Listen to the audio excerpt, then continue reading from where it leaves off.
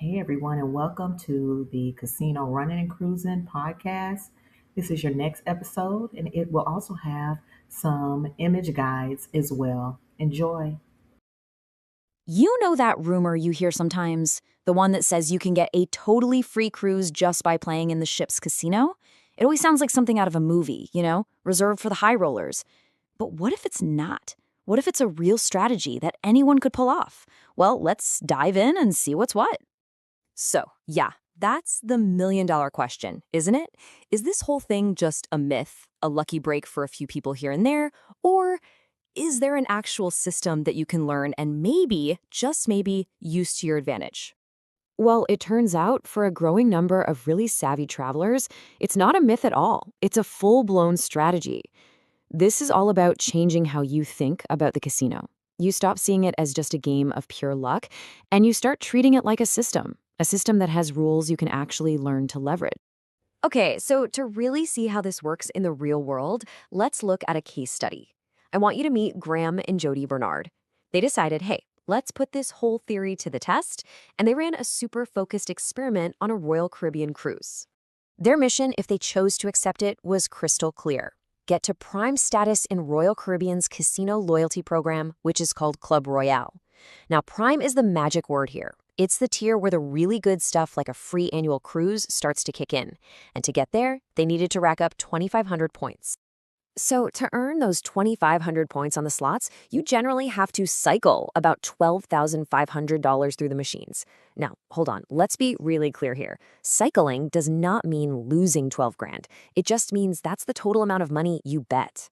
But still, when you see that number, it sounds astronomical, right? But here is the absolute kicker. Their actual out-of-pocket cost to hit that prime status was just $2,260. All of a sudden, that's not just gambling anymore. That's the price of an investment. And that completely changes the game.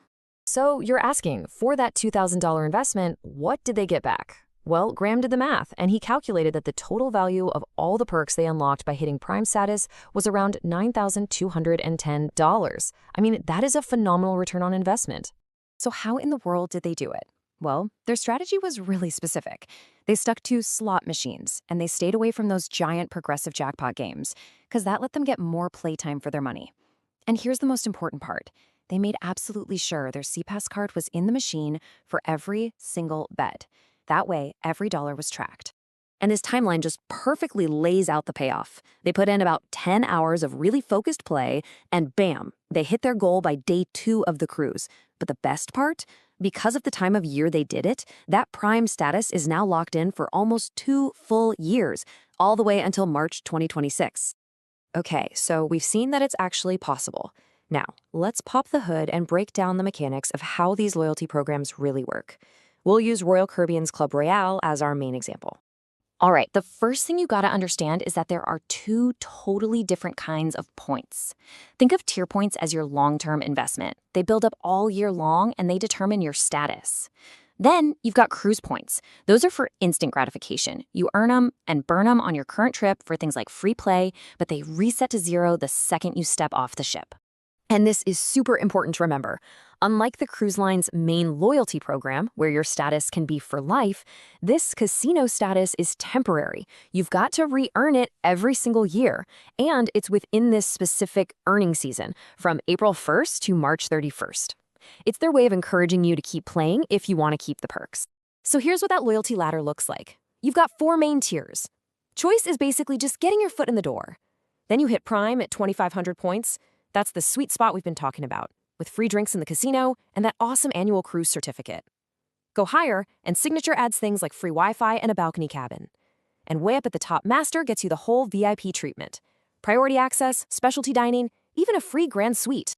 But of course, free always comes with a little asterisk, right? That Prime level cruise certificate, it covers the main fare for 2 people, but you still have to pay for taxes, port fees, and gratuities. And it's usually for an inside cabin on a cruise that's 7 nights or less.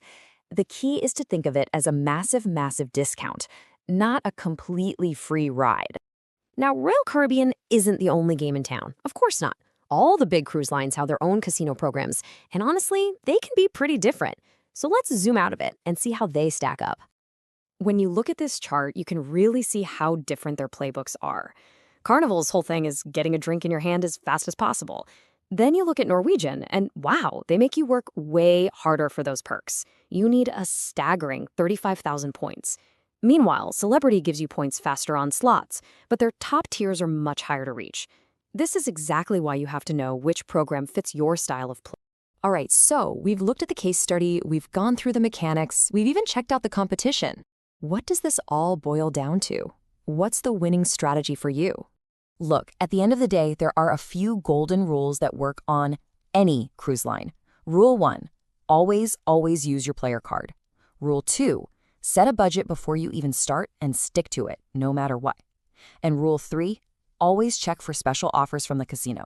These simple things are the foundation for playing the system and winning.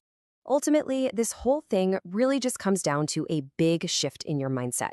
It's about seeing the casino not as a place to just go test your luck, but as a system with rules that you can actually understand and use. In this game, knowledge of the program is your most valuable chip. And that leaves us with one last big idea to chew on. With the cost of travel always going up, could this kind of thing, strategically playing the casino, become a new form of travel hacking? You know, a main way that savvy people actually fund their vacations? It's about shifting from just playing the slots to planning your travel around the perks you can earn. It's a pretty fascinating thought, isn't it? Much for tuning in to the Casino Running and Cruising podcast with your travel hacking.